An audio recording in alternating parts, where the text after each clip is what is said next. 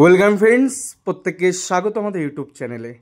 যে সমস্ত ভিউয়ার্সরা প্রথমবার চ্যানেলটি দেখছেন তারা অবশ্যই চ্যানেলটিকে সাবস্ক্রাইব করে দেবেন এবং চ্যানেলের পাশে থাকা বেল আইকনটি প্রেস করবেন যাতে এই ধরনের খবরাখবর সবচেয়ে আগে সবচেয়ে দ্রুত আপনাদের কাছে পৌঁছে যায়।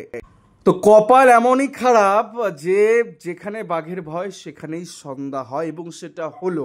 তার কারণ আপনারা জানেন, গ্রুপ 2 ম্যাটার যেমন সিঙ্গেল বেঞ্চের রোস্টার পরিবর্তন করে জাস্টিস সৌগত ভট্টাচার্য স্যারের বেঞ্চ থেকে সরিয়ে সেটাকে জাস্টিস রাজস্বী বরদোয়া স্যারের বেঞ্চে পাঠানো হয়েছে, তেমনিভাবে ডিভিশন বেঞ্চও কালকে পার্সিয়াল মডিফিকেশনে পড়ে জাস্টিস তপব্রত চক্রবর্তী স্যারের বেঞ্চে কিন্তু গ্রুপ 2 ম্যাটার এবং অ্যাপ্লিকেশনগুলো শুনানি হবে। এবং সেক্ষেত্রেই প্রথম দিনেই কিন্তু বিপাকে পড়ে গেল প্রাথমিক শিক্ষা পর্ষদ। তার কারণ এই বেঞ্চে মূল 32,000 চাকরি বাতিল মামলা শুনানি চলছে, যেটা 2016 সালের রিক্রুটমেন্ট প্রসেসের একটা বড় অংশের কিন্তু শুনানি এখানে মোটামুটি হয়ে গেছে অর্ধেক।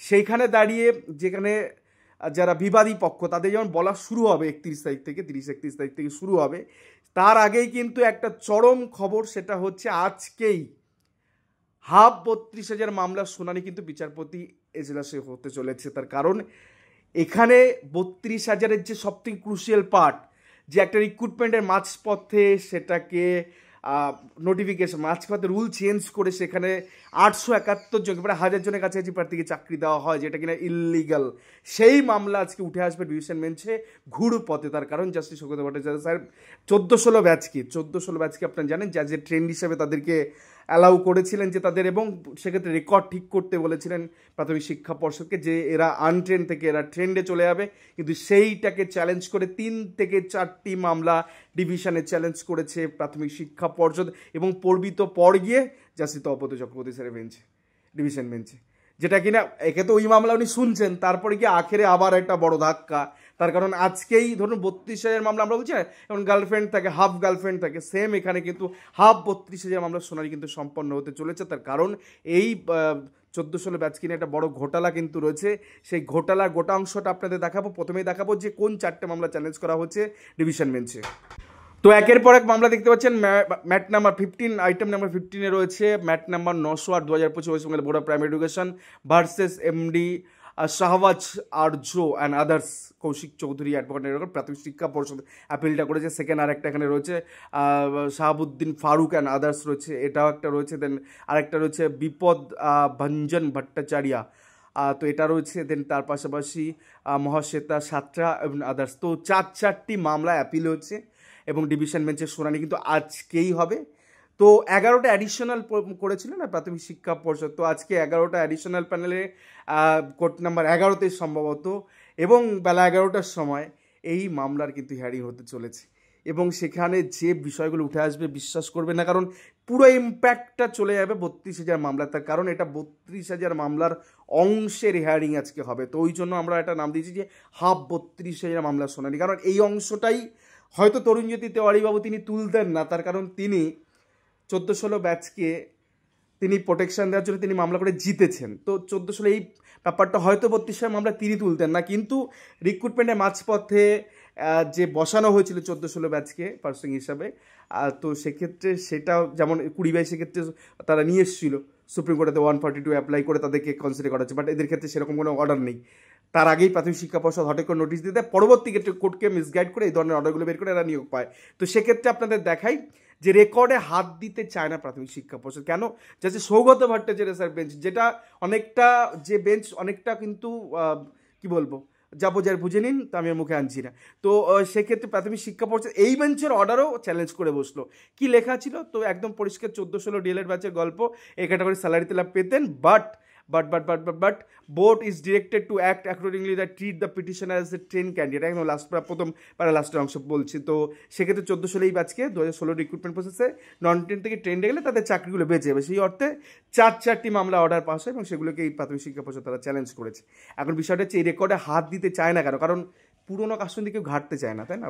গন্ধ হয়ে যাবে, কারণ মানি ভট্টাচার্য যা ছড়িয়ে গেছে ওটাতে হাত দিলেই তার হাত খারাপ হয়ে যাবে, তার কিন্তু অসুবিধায় পড়তে পারে, তার জন্য এরা হাত দেবে না। আমার বিষয়টা হচ্ছে এটার ব্যাপারটা কি এতক্ষণ বক করলাম, ভালো করে বুঝতে গেলে আপনাদের বুঝতে হবে 14-16 ডিএলএড ব্যাচ যাদের রিক্রুটমেন্ট নোটিফিকেশানটা হচ্ছে 26/9/2016, যখন নোটিফিকেশান বের হয় তখন পার্ট 1 পার্ট 2 রেজাল্ট কোনোটাই এদের হাতে ছিল না। তো কি হলো? তো যারা 14-16 ব্যাচে অনেকে পড়ছিলেন তারা অ্যাজ এ নন ট্রেন হিসেবে অ্যাপ্লাই করলেন, দেন তারা চাকরি পেয়ে গেলেন। যেহেতু ট্রেনিংটা কমপ্লিট হয়ে গেল, তো সেক্ষেত্রে তারা কী করলেন না, সেক্ষেত্রে এই ক্যাটাগরির স্যালারি তারা উইথড্র করতে শুরু করলেন। বাট অ্যাজ এ আনট্রেন হিসেবে থেকে গেলেন, এটা একটা লিগাল প্রসিডিওর। এই সমস্ত প্রার্থীরা সত্যি নিষ্পাপ নিরীহ প্রার্থী, যারা কিছুর অন্যায়ের স্বাদ নেয়নি এবং লিগালি পেয়েছে চাকরিটা। তো এই প্রার্থীদের প্রাথমিক শিক্ষা পর্ষদের বা যে কোনো রাজ্য সরকারের যে কোনো সংস্থার যেটা ব্যাপার, যে আমি অযোগ্যদের যাদের টাকা নিয়ে ঢুকিয়েছি তাদের জন্য আমি যোগ্যদের বিসর্জন পর্যন্ত দিতে পারি, তাদের আমার কিচ্ছু যায় আসে না। 26,000 SSC 26,000 মামলা, সেটা পরিষ্কার হয়ে গেছে যে অযোগ্যদের জন্য আমি সর্বটুকু দিয়ে লড়াই করে যাব, কিন্তু যোগ্যদের ক্ষেত্রে যখনই যোগ্যদের প্রশ্ন হবে আমি চিনি না। তো এই সমস্ত 14-16 ব্যাচের প্রার্থী যাদের এগেনস্টে প্রাথমিক শিক্ষা পরিষদ অ্যাপিলে গেল, যাদেরকে ট্রেন্ড হিসেবে তারা নিতে চাইছে না, তারা কিন্তু যোগ্য ক্যান্ডিডেট, তারা নন ট্রেন, তারা যোগ্য, তারা 32-এর অংশ। এবার বিষয়টা হচ্ছে এই 14-16 ব্যাচকে নিয়ে দ্বিচারিতা করছে প্রাথমিক শিক্ষা পর্ষদ। কেন না, যারা নন ট্রেন হিসাবে সেই টাইমে যেহেতু পার্ট 1 পার্ট 2 মার্কশিট ছিল না, নন ট্রেন হিসেবে তাদের মেধার জোরে চাকরি পেয়েছেন, তারা তো পরবর্তী ক্ষেত্রে ট্রেনিং করেছে, তাদের 11 সেলাই দিচ্ছে, বাট তাদের অ্যাজ এ আনট্রেন হিসাবে রেখে দিচ্ছে। কিন্তু আবার একটা অংশকে, প্রায় 1000 জনের কাছাকাছি এমন প্রার্থীকে, যারা প্রথমবারে রিক্রুটমেন্টে নন ট্রেন হিসেবে পেলো না, চাকরি পায়নি, একদম চাকরি তাদেরকে তখন হয়নি, তার মেধার তিনি টিকতে পারেন না, একবার রিক্রুটমেন্টে পার্টিসিপেশনের পর তারা ফেলার, তারা বটতলা ফেলু, তারা চাকরিটা পায়নি, কারণ তাদের মেধা কম, পরিষ্কার হিসাব। কারণ 14-16 ব্যাচে কোনো ট্রেনিং সার্টিফিকেট নোটিফিকেশন আগে তাদের হাতে ছিল না, না পার্ট 1 না পার্ট 2, তো তারা রিক্রুটমেন্টের টোটালটাকে পার্টিসিপেশন করলো, তাদের চাকরি হলো না। সেখান থেকে দাঁড়িয়ে ছোটোখাটো কিছু আন্দোলন, মানিক ভট্টাচার্য গট আপ, এবং তারপরে পয়সা করে লেনদেনের পরে এইরকম একটা নোটিফিকেশান। যেখানে ভাবুন 26/9/2016, 26/9/2016, আর নোটিফিকেশান কখন দিচ্ছে, 1 বছরেরও পর, 2/11/2017, 26/9/2016, 2/11/2017, প্রায় 13 মাস পর একটা নোটিফিকেশান দিয়ে কি বলছে, লাইনগুলো একবার পড়ুন। The TET qualified candidate who have not been empanel, অর্থাৎ সেই সমস্ত 2014 টেট ক্যান্ডিডেট যারা এমপ্যানেল হতে পারেননি, তারা দ্বিতীয়বার সুযোগ দিচ্ছে প্রাথমিক শিক্ষা পর্ষদ থেকে, রুল ভায়োলেট করে। সুপ্রিম কোর্টে কোনো অর্ডার নেই, সিঙ্গেল বেঞ্চে কোনো অর্ডার নেই, কিচ্ছু নেই, নাথিং। তারা নিজেদের মতন করে একদম মাঝপথে এটাকে করলো, এবং also not been rejected after verification for recruit, অর্থাৎ ভেরিফিকেশন টেবিলে গেছিলেন যখন প্রথম দফায়, যখন তাদের হলো না চাকরি, ভেরিফিকেশন টেবিলে তারা রিজেক্ট হননি।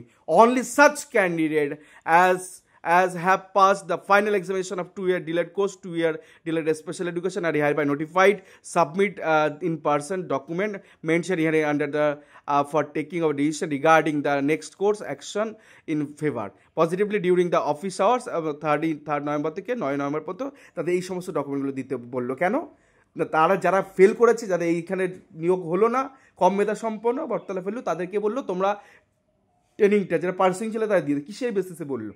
একটা রিক্রুটমেন্টের মাঝপথে চেঞ্জ হতে পারে, তেজপ্রকাশ পাঠকের অর্ডারে পরিষ্কার বলা আছে, রিক্রুটমেন্ট রুলস বা রিক্রুটমেন্টের মানে গেমের মাঝখানে কখনো চেঞ্জ হতে পারে না রুল।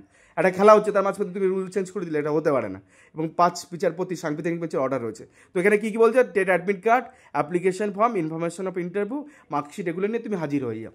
ভাবুন, ঢুকিয়ে দিল। তো এরা 11 মাস পরে, 13 মাস পরে ট্রেনিং সার্টিফিকেটটা 1400 একই ব্যাচ, তারা কিন্তু অনেকে 1400 ব্যাচে চাকরি পেয়ে গেছেন এজ এ নন ট্রেন, তারা এই গ্রেডের স্যালারি ফেলে তুলছেন। কিন্তু এদের কি হলো, এদেরকে অ্যাজ এ ট্রেন হিসাবে প্রায় 871 জন প্রার্থীকে তারা বিভিন্ন নোটিফিকেশন অ্যাডিশনাল প্যানেল করে নিয়োগ করে দিল। বিভিন্ন পশ্চিমবঙ্গের 20টা ডিস্ট্রিক্ট প্রাইমারি স্কুল কাউন্সিলের আন্ডারে থেকে নিয়োগ দিয়ে দিল। ভাবুন, মাঝপথে। সেই মামলা, এতদিন এই মামলা ফোকাসে আসেনি, ফোকাসে আনা হয়নি। এরপরে কী হলো, এই নোটিশটাকে দেখিয়ে কিছুজনকে চাকরি দিয়ে দিল। পরবর্তী ক্ষেত্রে একরামুল বারিক, তার দুজন জুনিয়র, অনুসুয়া ব্যানার্জি আর একটা তনুজা বসাক আর অনুসুয়া ব্যানার্জি, এই দুজনের আন্ডারে প্রায় মানে বহু সংখ্যক কেস হয়। কোর্টকে বলা হয় যে এই নোটিশের ভিত্তিতে অনেককে চাকরি দিয়েছে, তাহলে বাকিদের কেন চাকরি দেওয়া হবে না? তো এই কোর্টকে মিসগাইড করে এই নোটিশটাকে দেখে জুজু বানিয়ে মাদুলি বানিয়ে বাকিদেরকেও কোর্ট একটা অর্ডার নিয়েছে, সমাপ্তি চ্যাটার্জি থেকে শুরু করে অনেক অর্ডার দিয়েছেন, দিয়ে এবং জাসি গাঙ্গুলি পর্যন্ত অর্ডার দিয়ে গেছে, তো তাদেরকে নিয়োগ দিয়ে দিয়েছে। এইভাবে কোর্টকে মিসগাইড করে এরা চাকরিগুলো নিয়েছে। কিন্তু এই নোটিশটা কিসের বেসিসে কেন দিল মাঝপথে হঠাৎ করে? যায় একটা রিক্রুটমেন্টে দুবার সুযোগ করা যায়? একজনকে এই তুই আউট হয়ে গেলি, চল তুই আউট হয়ে গেলি, তুই এবার আউট না, তুই আরেকবার আউট হ।